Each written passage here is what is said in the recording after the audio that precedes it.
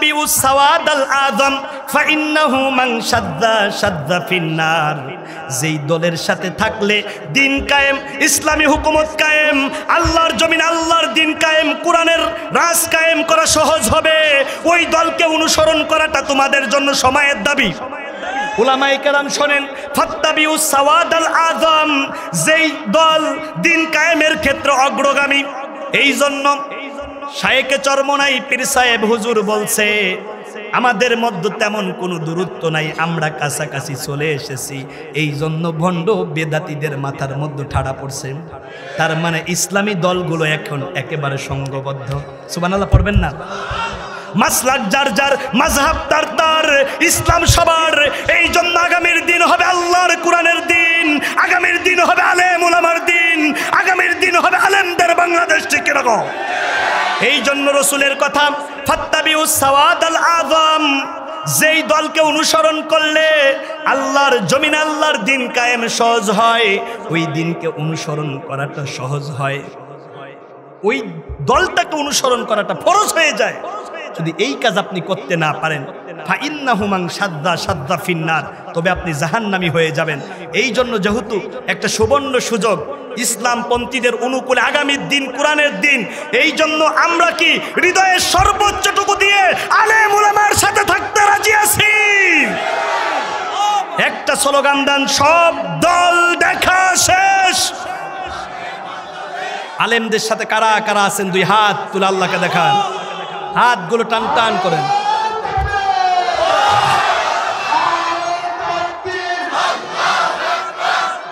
আলেমদের একটা মহা ঐক্য শুরু হয়েছে। বাংলাদেশের এক ইসলামী বড় দল আর একটি ইসলামী বড় অঙ্গন দরবার, পীর সাহেব হুজুর বলেছে, আমাদের মধ্যে যখন একটা ঐক্যতার সুঘ্রাণ ছড়িয়ে পড়তেছে, তখন বেদাতি ভণ্ডদের মাথার উপরে ঠাড়া পড়ছে। সেদিন বেশি দূরে নাই, আল্লাহর জমিন আল্লাহর কোরআনের পতাকা পথ পথ পথ পথ করে উঠবে। ঠিক না কর? এইবার শোনেন আমার ভাইয়ের, একটা হাদিস দিয়ে কথা বলি। আল্লাহ রসুল বলেছে, আল্লাহ নবী বলেন, আল মারউ আলা দীনি খলিলি ফালিয়ানজুর আহাদুকুম মাইয়ু খলিল। দুনিয়ার মধ্যে মানুষ তার বন্ধুর আদর্শে গড়ে ওঠে। মানুষ কার আদর্শে গড়ে ওঠে? বন্ধুর আদর্শে। মানুষ তার বন্ধুর আদর্শে গড়ে ওঠে। এজন্য বন্ধু নির্বাচনের ক্ষেত্রে আপনাকে চমৎকার সতর্কবার্তা নিতে হবে। বন্ধু নির্বাচনের ক্ষেত্রে আপনাকে দারুণ ভাবে খেয়াল করতে হবে যে আমার বন্ধু যেন ইসলামের দুশমন না হয়ে যায়, আমার বন্ধু যেন একামতে দিন কায়েমের বিপক্ষে একটি দল না হয়ে যায়। আমার বন্ধু তো সে হবে আল্লাহর জমিনে যারা আল্লাহর দিন কায়েম করতে চায়, তারাই আমার বন্ধু। ঠিক না কম? বোঝেন কথা? এইবার শুনে নেন আমার ভাইয়েরা, আমার বন্ধুরা, আল্লাহ রাব্বুল আলামিন চমৎকার করে কোরআনুল হাকিমের মধ্যে জানিয়ে দিয়েছেন। সূরার নাম সূরা তাওবা, ৭১ নম্বর আয়াত। আল্লাহ রাব্বুল আলামিন বললেন, ওয়াল মুমিনুনা ওয়াল মুমিনাতু বা'দুহুম আউলিয়াউ বা'দ। কথা কার? আল্লাহ রাব্বুল আলামিন বললেন, মোমেন বান্দা বান্দি, মোমেনা নারী এবং মোমেনা আর এক বোন, এরা দুইজন বান্ধবী হবে। আর মোমেন পুরুষ তারা বন্ধু হয়ে যাবে। তাহলে আমরা বন্ধুত্ব যাদের সাথে করব, তারা এক নম্বরে কি হতে হবে? মোমেন হতে হবে। কি হতে হবে? সবাই বলেন না, কি হতে হবে? নারীরা, তুমি যার সাথে বান্ধবী বসবা, যার সাথে বান্ধবী পাতবা, ওই নারীটাও মোমেনা হতে হবে। কারণ এক মোমেন আরেক মোমেনের বন্ধু হয়, কিন্তু মুসলমানদের বন্ধু কোনোদিন কাকা বাবু দাদা বাবুরা হতে পারে না, পারে না, পারে না। দাদা, কি স্লোগান! দাদাই খাইছে, দাদাই তো আপনারা কাদা খাওয়াইয়া দেবে, আপনি বুঝতেও পারবেন না। সম্পর্কটা কার সাথে করতেছেন? সম্পর্ক গড়ার দরকার আলেমদের সাথে। কাদের সাথে? আল্লাহ রাব্বুল আলামিন আবার বললেন, ইন্নামা ওয়ালিয়্যুকুমুল্লাহু ওয়া রাসূলুহু। তোমাদের বন্ধু হচ্ছে আল্লাহ এবং তার রাসূল। মুসলমানদের বন্ধু আল্লাহ এবং তার রাসূল। এইবার বলেন, আপনারা বন্ধু বানাবেন কি কাকা বাবু দাদা বাবুদেরকে, না আল্লাহ এবং তার রাসূলকে? আল্লাহ এবং তার রাসূলের আনিত দ্বীন এবং ইসলাম যথার্থভাবে এই জাতির সামনে যারা পালন করে, তারা হচ্ছে আলেম। তার মানে আলেমদেরকে বন্ধু বানানো, তাদের দলে থাকা, সরাসরি দলে থাকা, ঠিক কিনা কম? এইবার শোনেন আরো জটিল কথা। আল্লাহু ওয়ালিয়ুল্লাযীনা আমানু, এই দুনিয়ায় যারা ঈমানদার হয় তাদের বন্ধু হয়ে যায় আল্লাহ। তাহলে ঈমানদারদের বন্ধুকে এক নাম্বার বন্ধু আল্লাহ, আর তারপরে বন্ধু রাসূলুল্লাহ। সুবহানাল্লাহ বলবেন না? কিন্তু আপনি দীর্ঘদিন কাকে বন্ধু বানায় রাখছিলেন? ফেলানির লাশটা পর্যন্ত তার কাটায় ঝুলাইয়া রাখে আপনি কাকা বাবু গো বন্ধু বানাইছেন। এই বাংলাদেশের মধ্যে ঘাপটি মাইরা আছে দালালেরা, আর সীমান্তের ওপারে আছে কাকা বাবু দাদা বাবুরা। আমার ছোট্ট বাংলাদেশকে গিলে ফেলতে চায়। এই জন্য আপনাকে জাগতে হবে, ইসলামী হুকুমত কায়েম করে বাংলার জমিনে এক বিন্দু মাটিও ছাড় দেব না। এ বাংলার জমিন ওলিয়া উলিয়াদের জমিন, এ বাংলার জমিন খানজাহানের জমিন, শাহপরানের জমিন, ইসাক রহমতুল্লাহ আলাইহির জমিন, ফুরফুরার আল্লাহর ওলিদের জমিন। এই জমিনটাতে আল্লাহর ওলিদের একটি বসবাস ছিল, আল্লাহর ওলিদের একটি চলাফেরা ছিল। সেই জমিনে মুসলমানদের রাজত্বই চলবে, ঠিক কিনা কন? বহু দেখলেন, এবার দেখবেন কি? আল কোরআন। এবার দেখবেন কি? কারণ আল কোরআন ক্ষমতায় আসুক, সংসদ আল্লাহর কোরআন যাক, এইটা ওরা চায় না যারা দুর্নীতিবাজ। কারণ কোরআন দিয়ে যদি দেশ চলে দুর্নীতি বন্ধ হবে, কোরআন দিয়ে যদি দেশ চলে মাদক বন্ধ হবে, কোরআন দিয়ে যদি দেশ চলে নারী নিয়ে হোটেলে থাকা যাবে না সেইটা বন্ধ হবে, কোরআন দিয়ে যদি দেশ চলে চুরি বন্ধ হবে, কোরআন দিয়ে যদি দেশ চলে দুর্নীতি করলে তার ফাঁসি হবে। এই জন্য ওরা কোরআন দিয়ে দেশ চালাতে চায় না। আমরা 53 বছর তাদের মিথ্যা প্রতিশ্রুতি শুনেছি, আশ্বাস শুনেছি। এবার ভিন্ন দিকে তাকানোর কোনো দরকার নাই, আল্লাহর কোরআনের দিকে তাকাবো। উলামায়ে কেরামদের সপক্ষে অবস্থান করে আল্লাহর জমিন আল্লাহর কোরআনের দিন কায়েম করব। পারবেন? পারবেন? আল্লাহ তুমি কবুল করে জোরে বলুন আমিন। এইবার বলেন, আমাদের সাহায্যকারী কে? নাকি কাকা বাবুরা, নাকি দাদা বাবুরা? দাদা বাবুর কাছে সাহায্য চাইয়া কোনো লাভ নেই, সাহায্য চাইতে হবে কার কাছে? আমরা তো ইহুদি এবং মুশরিকদেরকে বন্ধু বানাই, আল্লাহর সরাসরি নিষেধ। আল্লাহ রাব্বুল আলামিন চমৎকার ভাবে সূরা মায়েদার 82 নম্বর আয়াতের মধ্যে জানিয়ে দিলেন, লাতাজিদান্না আশাদ্দান নাসি আদাওয়াতাল লিল্লাযীনা আমানুল ইয়াহুদ ওয়াল্লাযীনা আশরাকু লাতাজিদান্না আশাদ্দান নাস। এই দুনিয়াতে ঈমানদারদের জন্য সবচাইতে শক্ত হৃদয়ের জাতি হচ্ছে দুইটি। কয়টি? মুসলমানদের জন্য শক্ত হৃদয়ের জাতি কয়টি? এক নাম্বার হচ্ছে ইয়াহুদি, আর দ্বিতীয় হচ্ছে আল্লাযীনা আশরাকু, যারা মূর্তি পূজা করে। এইবার বলেন কাকা বাবু দাদা বাবুরা কি পূজা করে? মূর্তি পূজা করে। আল্লাহর কথা হচ্ছে ইহুদি এবং মুশরিক এরা কোনোদিন মুসলমানদের বন্ধু না, কিন্তু আপনি তো জীবন বইরা মনে করছেন যে ওরা আপনার বন্ধু। বাংলাদেশের উপকার তো বহু দূরের কথা, গোপনে গোপনে বাংলাদেশে 12টা বাজাই দিচ্ছে, ঠিক না কম? ওরা আপনার বন্ধু ছিল না, ওরা দেশটাকে গিলে ফেলেছে। আর 18 দিন বাকি ছিল, চূড়ান্ত ভাবে একটি চুক্তি হচ্ছিল এমন যে বাংলাদেশ হয়ে যাবে তাদের একটি অঙ্গরাজ্য। বৈষম্য বিরোধী ছাত্র আন্দোলন, মেরিটোরিয়াস দূরদর্শী দেশপ্রেমিকেরা বুঝতে পারলো এখনো যদি আমরা ঘরের মধ্যে ঘুমাইয়া থাকি বাংলাদেশ দাদা বাবুদের হাতে চলে যাবে। তখনই একটা স্লোগান দিয়েছে, আমার দেশ রক্ষা করার জন্য জীবন দেব, তবু দেশ কাকা বাবুদের হাতে তুলে দেব না। সেই দেশ রক্ষা করতে হবে। স্বৈরাচারের হাত থেকে যে বাংলাদেশ মুক্ত হয়েছে, কোনোভাবেই যেন আবার কোনো দুর্নীতিবাজদের হাতেই সোনার বাংলা না চলে যায়, ঠিক না কম? সবাইকে দেখলাম, এবার দেখবো আল্লাহর কোরআনের দল, ঠিক কিনা কম? রাগ করতেছেন আপনারা? এইবার শোনেন, হিন্দুরা মুশরিকরা যে আপনাদের বন্ধু না, সেই কথা কি হুজুরের না আল্লাহর? সূরার নাম সূরা মায়েদা 82 নম্বর আয়াত। এইবার আবার শোনেন আমার বন্ধুগণ, আল্লাহ রাব্বুল আলামিন সূরা তাওবার 28 নম্বর আয়াতের মধ্যে বললেন, ইয়া আইয়ুহাল্লাযীনা আমানু ইন্নামাল মুশরিকুনা নাজাসুন। আল্লাহ ঈমানদারদেরকে বলেছেন নিশ্চয়ই যারা মুশরিক তারা হচ্ছে নাপাক। মুশরিকরা কি? কথা বলছেন না যে মুশরিকরা কি? এই আয়াতের ব্যাখ্যায় মুফাসসিরিনে কেরাম নাপাকের দুইটি অর্থ করেছেন। একটি অর্থ হচ্ছে যে তাদের ঈমান নাই, এই জন্য তারা নাপাক। ঈমান নাই এই জন্য কি? আর দ্বিতীয়ত হচ্ছে তাদের যখন ফরজ গোসল হয় তখন তারা পবিত্র হয় না।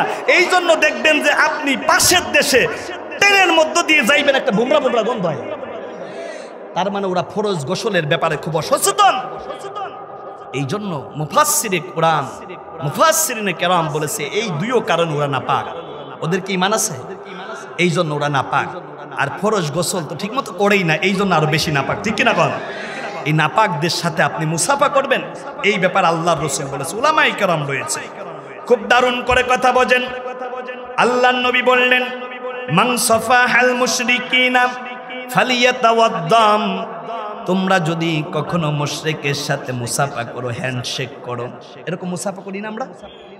ঠিক দাদা বাবু, দাদু আপনি আমার জানেন, জান কলজের কোরআন, আপনি আমার একেবারে সব। কি করলেন? মান সাফাহাল মুশরিকুন। আপনি যখন মুশরিকদের সাথে মুসাফা করেন, ফালিয়াতাওয়াদ্দা, আপনি হাত ধৌত করবেন। এই ধোয়া মানেই তো ওযু করা। উলামায়ে কেরাম কি বলেন? ধোয়া মানে কি? কিন্তু আপনার তো দাদাবাবু সবচাইতে কাছের মানুষ। আলেম ওলামা ভালো লাগে না, ভালো লাগে দাদাবাবু রে। ভালো লাগতে হবে কি দাদাবাবু রে না আলেম ওলামাকে? কথা বলছেন না যে? তাহলে আলেম ওলামা যেই দলে আমরা আছি সেই দলে।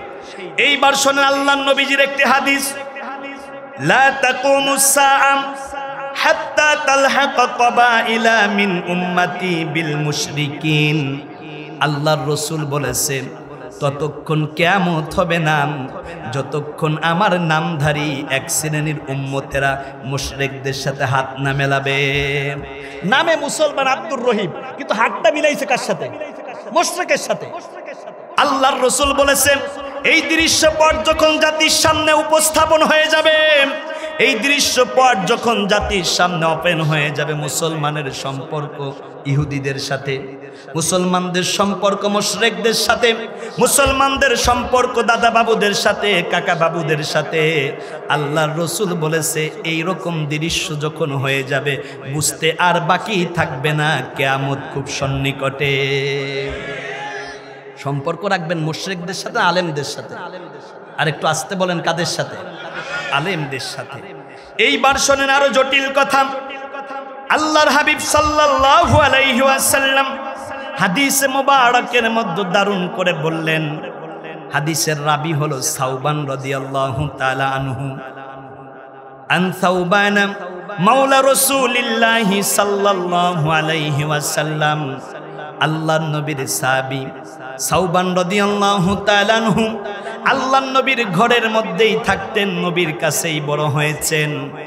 এই সাহাবী ডেকে ডেকে বলেন, দুনিয়ার মানুষেরা তোমরা শোনো, আমার মায়ার নবী, রহমতের নবী, দয়ার নবী, রাহমাতাল লিল আলামিন তার জবান মোবারক দিয়ে বলেছেন, ইসাবাতান মিন উম্মতি, আমার উম্মতের মধ্যে দুইটি দল হবে। কয়টি? কথা শুনতেছেন? দুইটি। আহরাজাহুম আল্লাহু মিনান নার, আল্লাহ রাব্বুল আলামিন তাদেরকে জাহান্নামের আগুন থেকে মুক্ত করে দিয়েছেন। সুবহানাল্লাহ বলবেন না? আহরাজা হাই হাররামা, আল্লাহর হাবিব বলেছে আমার উম্মতের মধ্যে দুই শ্রেণীর উম্মতের জন্য আল্লাহ রাব্বুল আলামিন জাহান্নামের আগুনকে হারাম করে দিয়েছেন। ইসাবাতুন তাগজুল হিন্দা, হিন্দুস্তানে একটি যুদ্ধ হবে। খরাবাল হিন্দা মিনাস চীন, চীন কর্তৃক যখন ভারত আক্রমণ করা হবে, ভারতের প্রদেশগুলো ভেঙে টুকরা টুকরা এবং খণ্ড খণ্ড হয়ে যাবে মুসলমানদের সাথে। এই জন্য দেখেন চীনের মানুষ দিনে দিনে এখন ইসলামের দিকে ঝুঁকে কালেমা পড়ে পড়ে মুসলমান হয়ে যাচ্ছে। হারাবাল হিন্দা মিনাস চীন, চীন সর্বপ্রথম ভারতকে আক্রমণ করবে। এই জন্য চীন, ভারত সবচেয়ে ভয় পায় কাদেরকে? চীনকে। ওরা আমেরিকাকে যতটুকু ভয় না পায় তার চাইতে বেশি ভয় পায় চীনকে, কারণ এই হাদিস ওরা অ্যানালাইজ করেছে। ইসাবাতানে, খুব দারুণ করে শুনুন, ইসাবাতানে মিন উম্মতি, আল্লাহর নবী বললেন আমার দুইটি দল হবে উম্মতের মধ্যে। এক নম্বর দল হলো ইসাবাতুন তাগজুল হিন্দাম, হিন্দুস্তানে একটা যুদ্ধ হবে, যেই যুদ্ধে আমার উম্মত অংশগ্রহণ করবে, তার জন্য জাহান্নাম হারাম।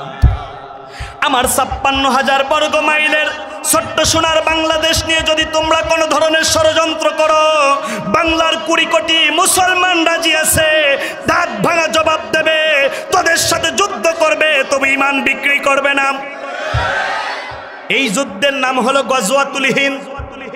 আগামীকালকেই যদি গজওয়াতুল হিন্দের ডাক চলে আসে, মুসলমান সোচ্চার হয়ে ওই যুদ্ধে আমাদের অংশগ্রহণ করতে হবে। ইসাবাতুন তাকুনা মা ঈসা ইবনে মারইয়াম আলাইহিস সালাম।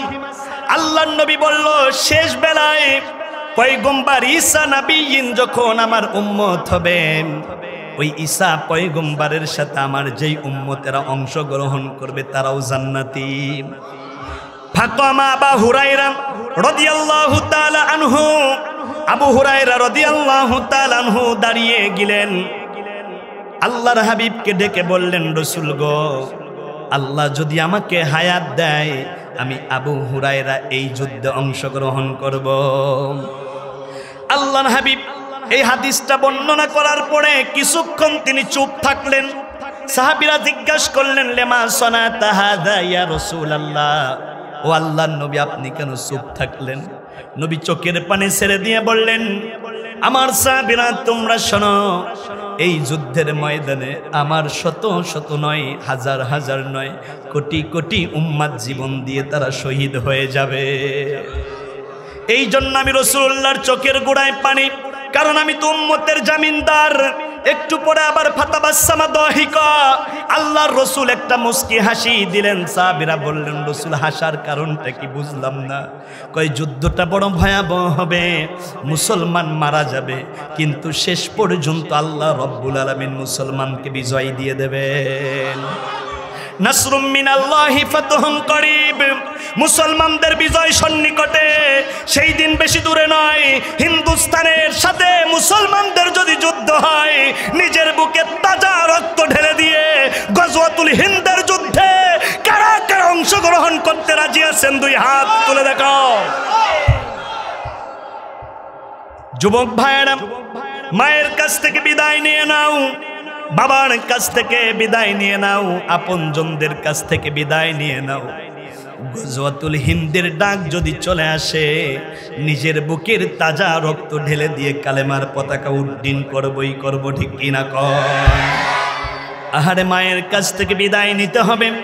এই দুনিয়াতে মা কত মমতাময়ী হয়, মা কত দরদি হয়, মা কত মরমী হয়। এই দুনিয়ায় মায়ের চাইতে এত দরদি আর কেউ নাই। এ দুনিয়ায় সাওয়াল্লাতা মাবায়নি গাছ, মায়েরা দর দইরার পানি, সাউদরিয়ার মাছ। বনে থাকে বনবাদুরা,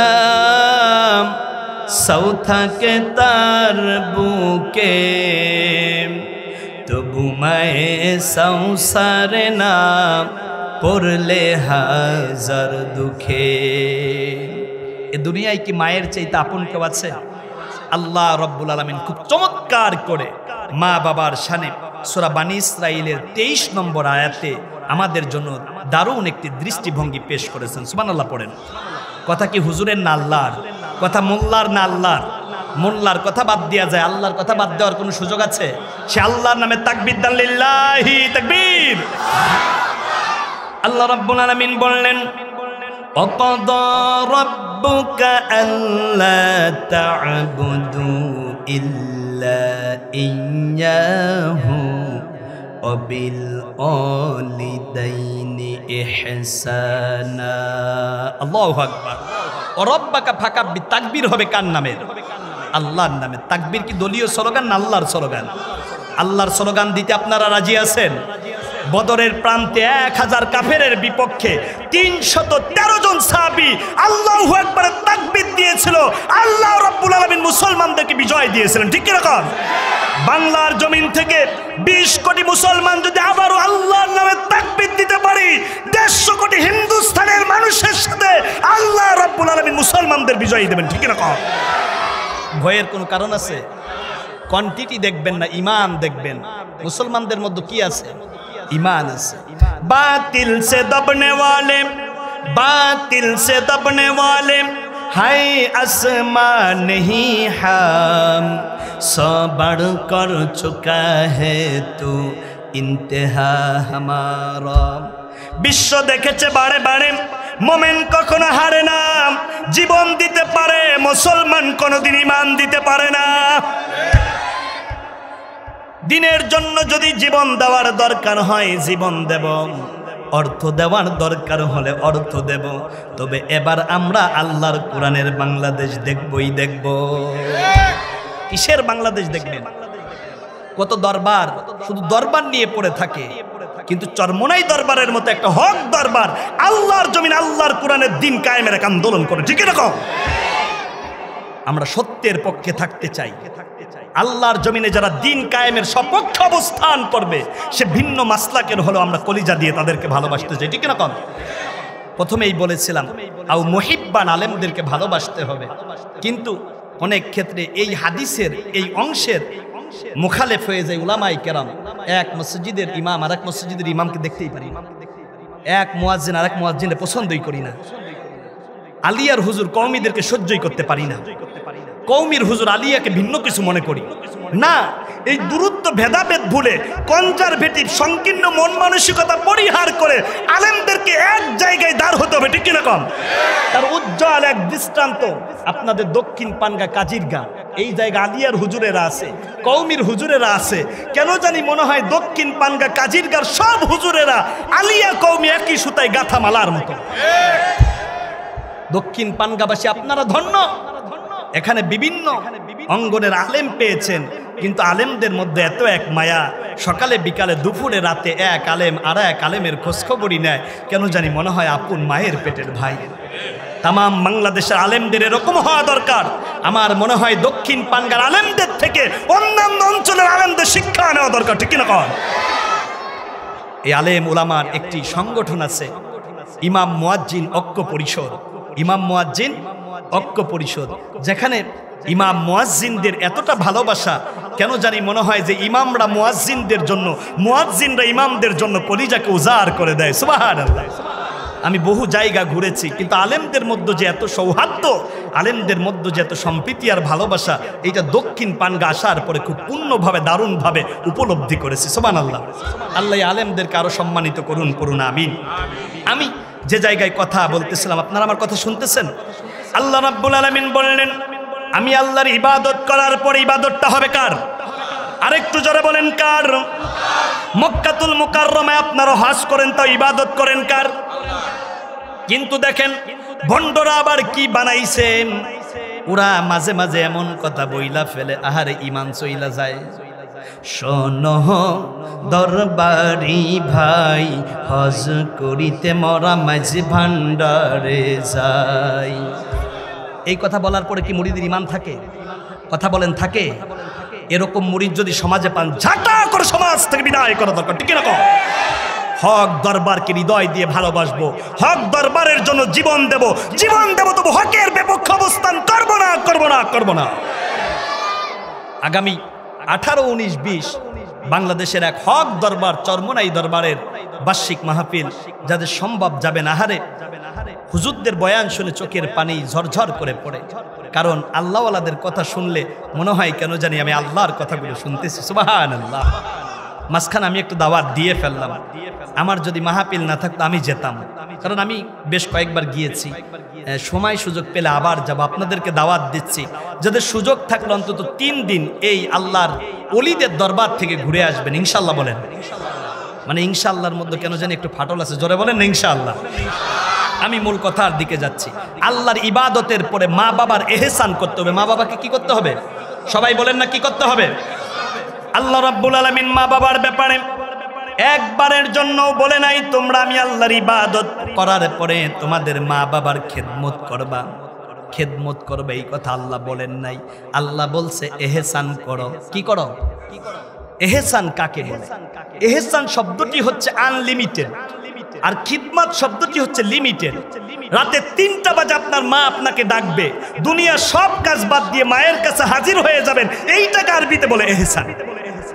আর খিদমত হচ্ছে টাকার বিনিময় 15,000 টাকা বেতন, সকাল 8টা থেকে 5টা পর্যন্ত কোম্পানিতে ডিউটি করবেন, এইটা আপনি অর্থ নিয়ে খেদমত দিচ্ছেন, এটাকে বলে খেদমত। খেদমতের আরেকটি অর্থ, একজন মানুষ ব্যাগ নিয়ে রাস্তা দিয়ে হাঁটতেছে, কষ্ট হচ্ছে, আপনি একটু তার উজুরতটা, তার এই কাপড় চোপড় গাঁটটি এগুলোকে একটু বহন করলেন উজুরত ছাড়া, এটাকেও খেদমত বলে। আচ্ছা বলেন, আমরা মা বাবাকে খেদমত করব না এহসান করব? আল্লাহ পুরা কোরআনে 7 বার, কয়বার? 7 বার এহসান শব্দটি দিয়েছেন। এই 7 বারের ভিতর 6 বারই আল্লাহ এহসান শব্দ দিয়েছেন মা বাবার শানে। না সুবহানাল্লাহ হয় নাই? জোরে বলেন। এইবার বলেন, মা বাবার দাম কম না বেশি? আল্লাহর পরে মা, তারপরে বাবা। পীর থাকবে তো 9 নম্বরে গিয়ে। মা বাবার খেদমত বাদ দিয়ে কেউ পীরের কদমে সেজদা মারে। ইন্নাল্লাহা লা ইয়াগফিরু আইয়ুশরাকা বিহি ওয়া ইয়াগফিরু মা দুনা যালিকা লিমান ইয়াশা। আল্লাহ বাদ দিয়ে যারা অন্যকে সেজদা দেয় তার ঈমান থাকে না, সে মুশরিক হয়। আপনার কি আল্লাহ বাদ দিয়ে মাজারে সেজদা দিতে চান? আল্লাহ বাদ দিয়ে পীরের কদমে সেজদা দিতে চান? এ নাকার কপাল কে দিয়েছেন? ওয়াসজুদু ওয়াবুদু রাব্বাকুম ওয়াফআলুল খায়রা লাআল্লাকুম তুফলিহুন। আপনার নাকার কপাল দিয়ে সেজদা দেবেন কাকে? আমি আমার কথার একেবারে শেষ প্রান্তে, আমি আপনি যখন মায়ের পেটের মধ্যে ছিলাম, আল্লাহ রাব্বুল আলামিন দারুণ করে জানায়া দিলেন, অবসাইনাল ইনসানা বিওয়ালিদাইহি হামালাতুহু উম্মুহু ওয়াহনান আলা ওয়াহনিন ওয়া ফিসালু। কথা কার? আল্লাহ রাব্বুল আলামিন জানালেন, দুনিয়ার মানুষ তোমাদের ব্যাপারে কথা, তোমাদের মা বাবার ব্যাপারে, তোমার আব্বা তোমার মায়ের ব্যাপারে তোমরা দারুণ সতর্কতা অবলম্বন করবা। কারণ এই দুনিয়ার মুখ দেখানোর পিছনে তোমার প্রধান ভূমিকা মা আর বাবার। তোমার মা তোমাকে গর্ভের মধ্যে লালন করেছে, গর্ভের মধ্যে ধারণ করেছে, একদিন নয় 10 মাস পর্যন্ত তোমার মা তোমার পেটের মধ্যে জায়গা করে দিয়েছিল। মা ছিল হামেল। তুমি যখন মায়ের পেটের মধ্যে 7 মাস 1 দিন বয়স হয়েছিল, তোমার কচি পাটা নিয়ে তোমার মায়ের কলিজির কাছে রাখা হয়েছিল। বান্দারে 7 মাস 1 দিন বয়সে তুমি যখন তোমার কচি পা দিয়ে জনম দুঃখী মাকে একটা লাথি দাও, ওই সময় একজন মায়ের কলিজাটা তার ওই জায়গা থেকে 1 ইঞ্চি উপরে উঠে যায়। 7 মাস যখন 15 দিন বয়স হয়, একটা বাচ্চা কচি পা দিয়ে যখন তার মাকে একটা লাথি দেয়, ওই মায়ের কলিজাটা ওই জায়গা থেকে 5 ইঞ্চি উপরের দিকে উঠে যায়। চিকিৎসা বিজ্ঞান ডেকে বলে, দুনিয়ার মানুষেরা রে, কারো কলিজা যদি ওই জায়গার থেকে 1 ইঞ্চি উপরে উঠে যায়, ওই মানুষটা আর বাঁচে না। আল্লাহ রাব্বুল আলামিন আপন কুদরতে একজন মাকে বাঁচায়া দেয়। সেই মায়ের পেটের মধ্যে আপনি 7 মাস 1 দিন থেকে দুনিয়ায় আসার আগ পর্যন্ত 1 বার নয় 2 বার নয় 5,500 থেকে 6,000 বার লাথি দিয়েছেন। চিকিৎসা বিজ্ঞান বলেছে, যেই সন্তান মায়ের পেটের মধ্যে যত বেশি লাথি দেয়, ওই জননী মা ওই সন্তানকে তত বেশি ভালোবাসা দেয়। এই 5,000 থেকে 6,000 লাথির ভিতর গত বছর এই কথা বলতে গিয়ে সময়ের স্বল্পতায় কথা বলতে পারিনি, এই জন্য কথাটি এবছর আমি তুলে ধরতেছি। এই 6,000 লাথির ভিতরে আমরা জনম দুঃখী মাকে ঐতিহাসিক লাথি দেই 3টি। জোরে বলেন কয়টি? ঐতিহাসিক 3টি লাথির কথা বলে আমি কথা শেষ করব। যখন আমরা জনম দুঃখী মাকে ঐতিহাসিক 3 লাথির প্রথম লাথিটা দেই, ওই সময় মায়ের প্রসব যন্ত্রণাটা শুরু হয়ে যায়। একজন মায়ের যখন প্রসব ব্যথা ওঠে, তখন মায়ের ব্যথাটা বেড়ে যায় 58 থেকে 65 ইউনিট। কত ইউনিট? একটা মানুষের শরীরের উপর দিয়ে যদি মালবাহী একটা টিরাক উঠে যায়, সে ব্যথা অনুভব করে 38 ইউনিট। এই 38 ইউনিট ব্যথা যদি কেউ পায়, ওই মানুষটা দুনিয়ায় আর বাঁচে না।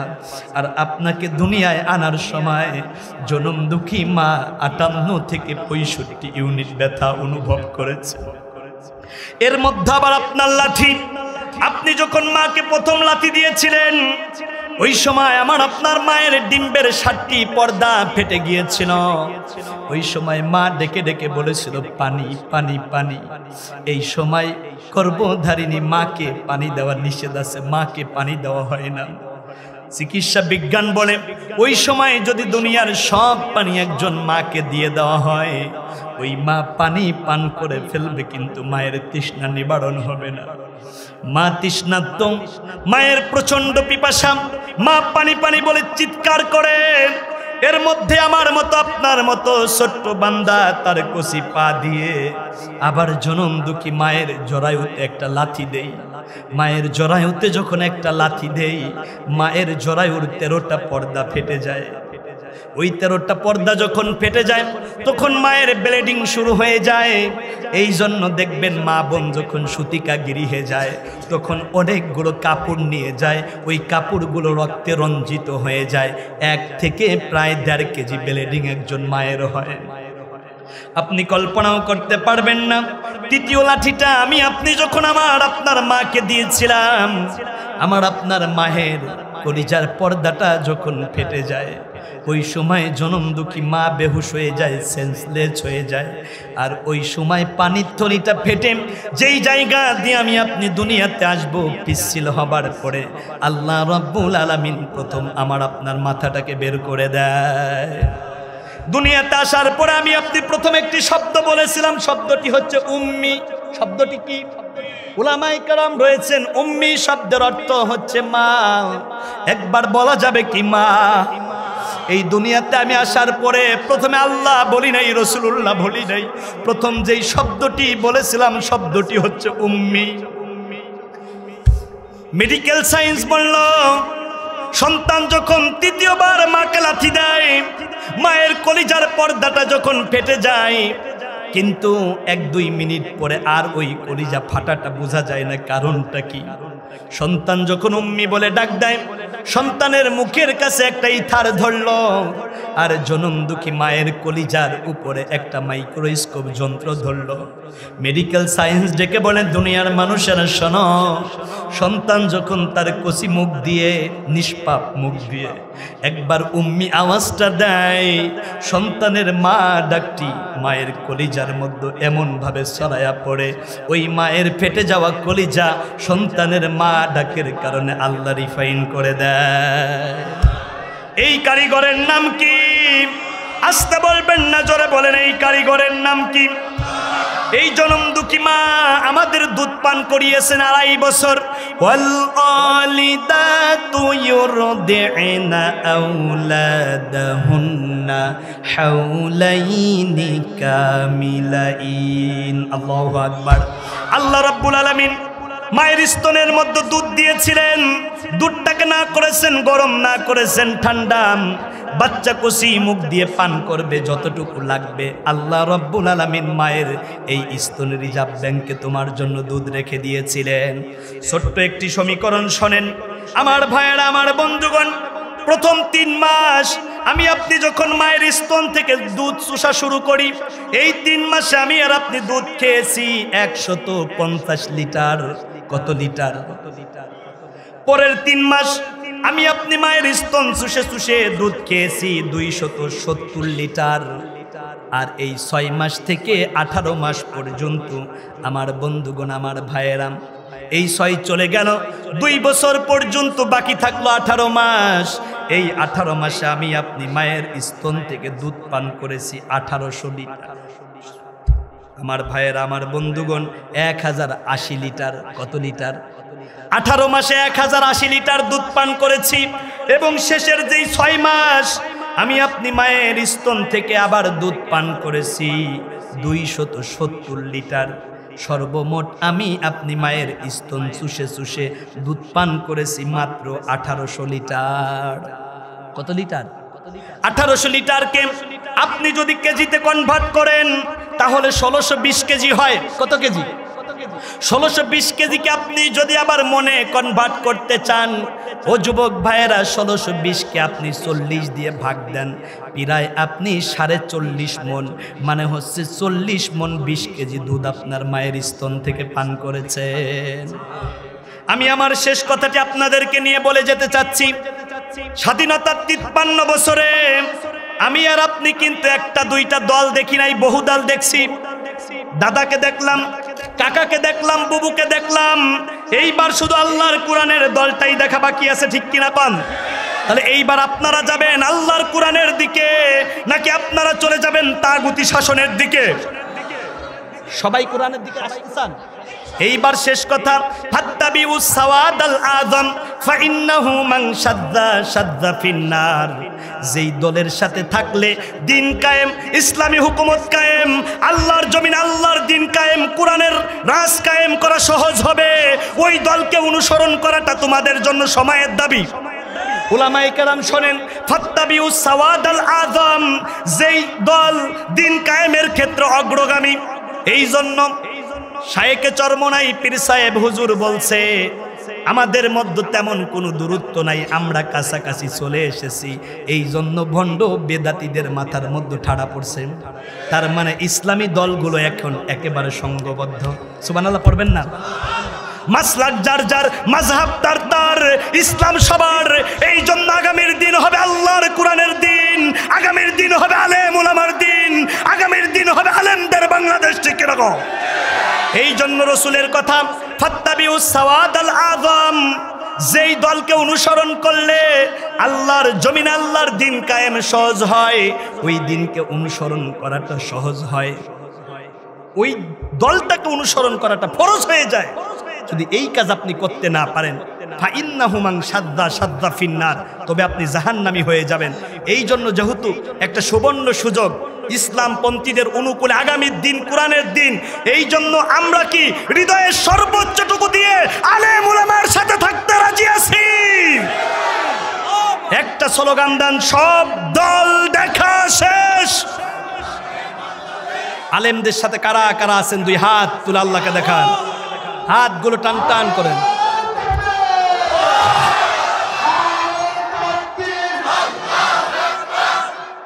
আল্লাহ তুমি কবুল করো, জোরে বলুন আমিন। আমি আর কথা বাড়াচ্ছি না, আপনাদের কাছ থেকে আজকের মতো বিদায় নিচ্ছি।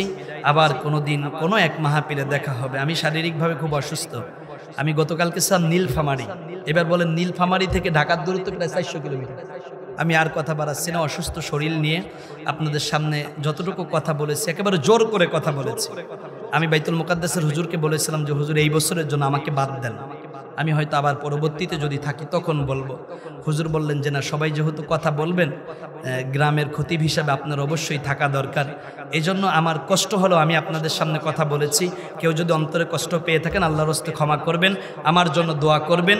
আমরা বহু দল দেখেছি, এখন শুধু আল্লাহর কোরআনের দল দেখতে চাই, ঠিক না? কারণ আমার কাছে সর্বশেষ একটি প্রতিশ্রুতি দেন, সব দল দেখা শেষ না। এই স্লোগানে আপনারা আল কোরআনের বাংলাদেশ দেখতে পারবেন না। মুসলমানের তাকবীরের আওয়াজে বাতিল রাম বামের কাপড় ভরে প্রস্তাব করবে, ঠিক কিনা কও? সব দল দেখা শেষ। কোরআন হাদিস যেই দলে, কোরআন নাই যেই দলে, আলেম উলামা যেই দলে, আলেমদের সাথে আপনারা থাকতে রাজি আছেন? আমি আমার ভাই প্রিয় আলেমকে রেখে যাচ্ছি, আখিরি মোনাজাত না দিয়ে যাওয়ার কোনো সুযোগ নাই, কারণ আপনারা আলেমদের সাথেই থাকবেন, ঠিক কিনা? কন আখিরি মোনাজাত দিয়েই আমাদেরকে যেতে হবে। যদি আপনি না যান তাহলে কিন্তু আপনি ওয়াদা ভঙ্গ করলেন।